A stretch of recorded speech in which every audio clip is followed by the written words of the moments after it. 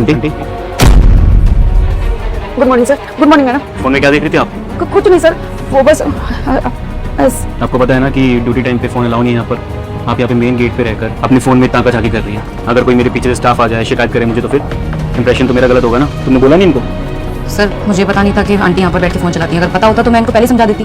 साहब मैं कभी फ़ोन नहीं देखती हूँ। मैं बहुत ईमानदारी से काम करती हूँ साहब। वो आज अभी गलती से फ़ोन खोल लिया साहब। देखो मुझे नौकरी से मत निकालना, मुझे इस नौकरी की बहुत ज़्यादा ज़रूरत है साहब। एक गलती हो गई, मुझे माफ़ कर दो। आइंदा कभी नहीं देखूंगी, कभी नहीं साहब। ड्यूटी पर मैं फ़ोन लाऊंगी ही नहीं साहब।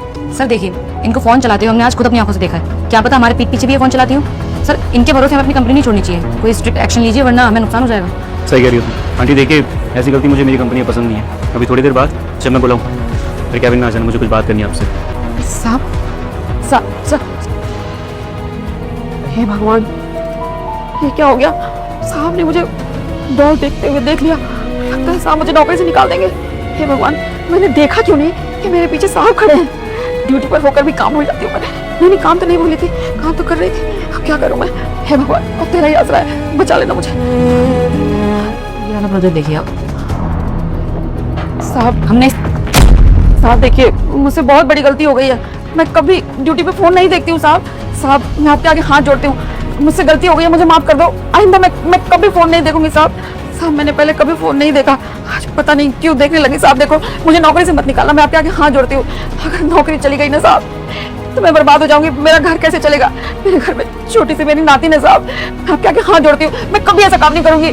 मैडम जी अफसर से बोलिए मेरी नौकरी मत लीजिएगा साहब। आप जो बोलेंगे ना वो सजा मैं भुगतने के लिए तैयार हूँ, पर नौकरी से मत निकालिएगा साहब। रुक जाओ बेटा, मैं महाबली हनुमान हूँ। मैं तुम्हें आशीर्वाद देता हूँ। तुम्हारी सारी मनोकामना बहुत जल्द पूरी हो जाएगी, मगर तुझे भी एक काम करना होगा। इस भले इंसान की वीडियो को लाइक, चैनल को सब्सक्राइब करके घंटी के बटन को दबाकर ऑल पर सेट करना होगा और कमेंट में मेरे प्रभु का नाम लिख कर जाना होगा।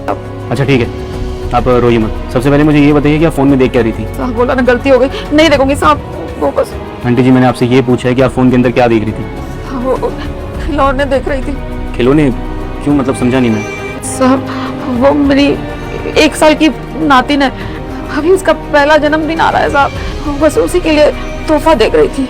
अच्छा पहला बर्थडे आ रहा है, इसका मतलब आपकी बेटी ने बोला होगा कि आप एक बार चेक कर लो क्या गिफ्ट देना क्या नहीं, यही चेक कर रही थी ना आप? साहब उसकी मम्मी पापा नहीं है, जो है सब मैं ही हूँ।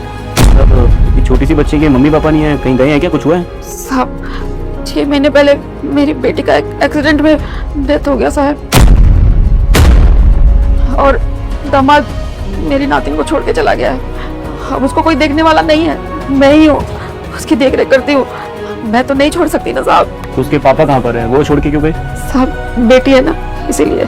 बेटा होता तो शायद नहीं छोड़ते, क्योंकि बड़ा होके वो कमाता पैसे लाता, ऐसा वो सोचते हैं। इसीलिए बेटी को छोड़ के चले गए कि उसको दहेज देना पड़ेगा, उसको पढ़ाना लिखाना, इतने खर्चे वो नहीं कर।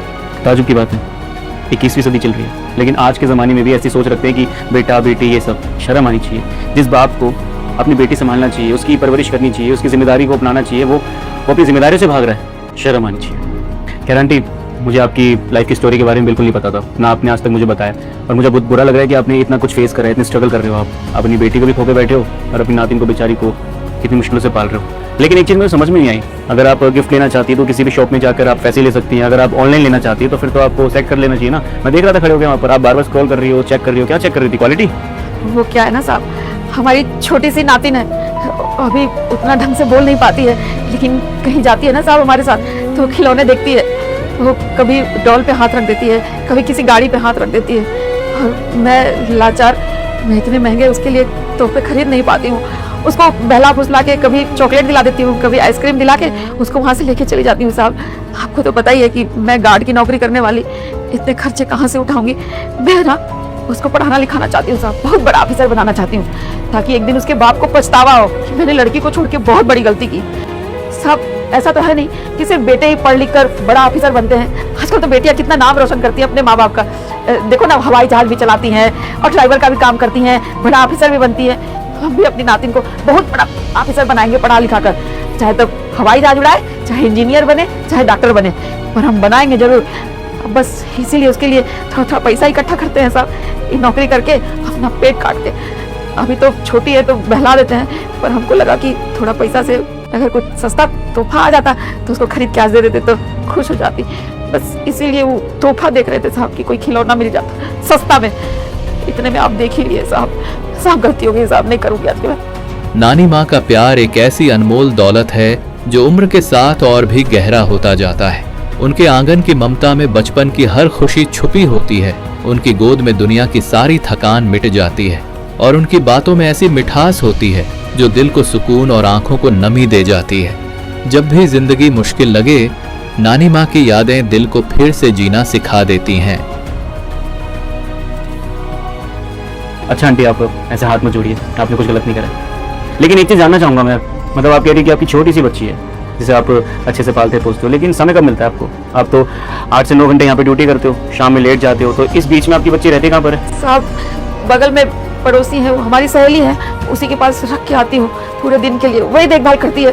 फिर शाम में जाती हूँ तो उसको ले आती हूँ अपने पास, जो कहती है खेलती हूँ उसके साथ, बना के खिलाती हूँ साहब। रात उसके साथ बिता के ना मेरी ज़िंदगी खुशहाल हो जाती है साहब। उसके लिए ज़्यादा कुछ तो नहीं कर पाती साहब, बस खिलौना ही दे देती है, यही सोचकर।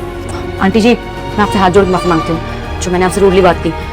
आपको तो अप्रिशिएट करना चाहिए हमें। अरे हमें तो पूरी कंपनी को आपके बारे में बताना चाहिए कि कितनी मेहनत करते हो आप, और इस उम्र में भी अपनी नातिन के बारे में कितना सोच रही हैं। देखिए ना, आप अपनी नातिन से कितना ज़्यादा प्यार करती हैं। आपकी नातिन ने बहुत ज़्यादा लकी है जिसे आप जैसी नानी मिली, और इन फ्यूचर में जब भी माँ बनूंगी ना तो मैं कोशिश करूंगी कि आपकी तरह बनूं। क्या बात है, बहुत प्राउड फील हो रहा है आपके ऊपर। सच्ची में आपकी लाइफ बहुत स्ट्रगल से भरी रही थी, लेकिन आपने हमेशा एक वॉरियर की तरह लड़ी है और लड़ती आ रही हो। अभी भी आंखों में सपने हैं कि मैं अपनी नातिन को इस काबिल बनाऊंगी कि उसके बाप को शर्म आएगी एक दिन, और मैं लिख के देता हूँ उसके बाप को एक दिन शर्म आएगी, वो खुद अपनाने आएगा, लेकिन उस समय उससे बोलने लायक नहीं रहेगा वो। तो लड़का लड़की इन सब चीज़ों मायने नहीं रखता, मायने रखता है कि आप कितनी मेहनत करना जानते हैं। और मुझे पक्का पता है आपकी मेहनत और उसके सपने एक दिन उसे ज़रूर काबिल बनाएंगे, आपकी खुशियाँ आपके पास ज़रूर लौट करेंगी। लेकिन हाँ, सोचने वाली बात है भाई, तेरी कंपनी में इतने अच्छे लोग हैं जो कि इतना ध्यान रखते हैं। आपने अपनी माँ की जिम्मेदारी तो निभाई, लेकिन आप दूसरी माँ होकर अपनी नातिन की जिम्मेदारी निभा रहे हो। Hats off to you. अच्छा, आप बार बार स्क्रॉल कर रहे थे, आप मतलब वो रेट देख रहे थे क्या कि गिफ्ट का कितना है? बहुत ज़्यादा साहब, इतना पैसा कहाँ है हमारे पास, हम इसीलिए उसको आगे बढ़ाते रहते हैं। ठीक है, आप 1 मिनट रुकिए। हनी, वो मैंने जो तुम्हें मंगवाने के लिए बोला था वो मंगवा लिया, ये लेके आना। जी सर, मैं लाती हूँ।